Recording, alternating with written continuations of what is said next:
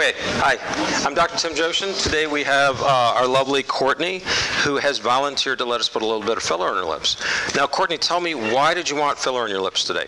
I just kind of wanted to enhance the border of my lips a little bit. Okay, good, good. Well, you can see she's got beautiful full lips.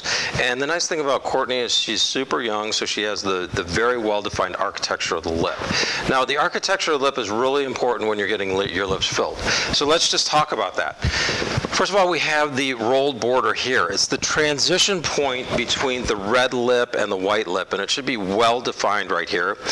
We have these things called philtral columns, and these are the two projections right above what we call the Cupid's bow. So we have the peaking here, Cupid's bow.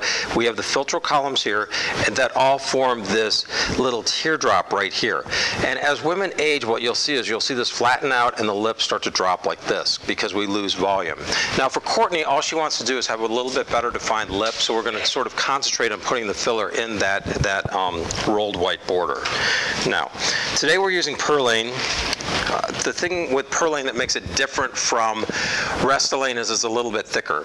So we may get a little bit longer duration of action with this. The difference between this and Juvederm is I really prefer the products Restylane and Juvederm because they tend to be a little bit, they tend to stay together a little bit. They call Juvederm smooth.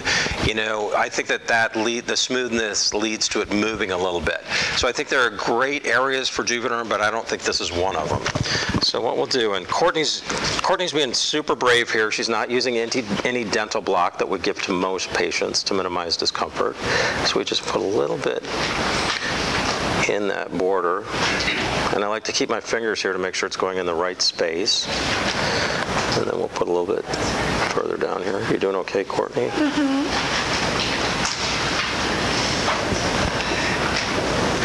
Courtney's amazingly brave.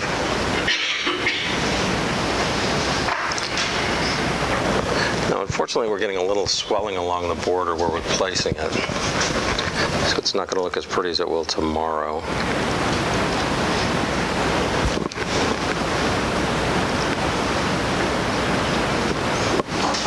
And we're just putting along that border.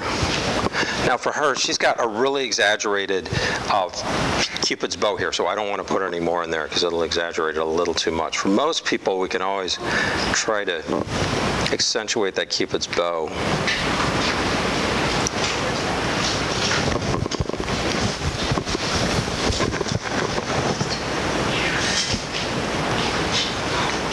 Now, oftentimes what I do is I'll only use one syringe in people's lips and then I'll have them back in a week because there's some initial swelling, and the initial swelling people may like or it may scare them.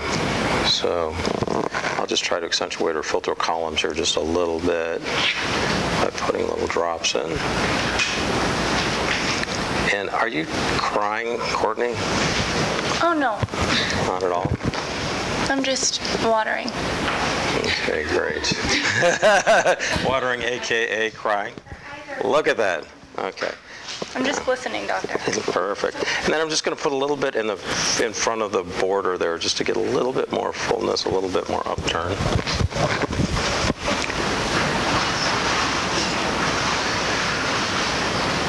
Now this would be very different in a woman who has aging lips, because with aging lips what we do is we put more in the body of the lip to really accentuate them. Okay, so now that's really all there is to it. I think Courtney deserves a round of applause because she was like,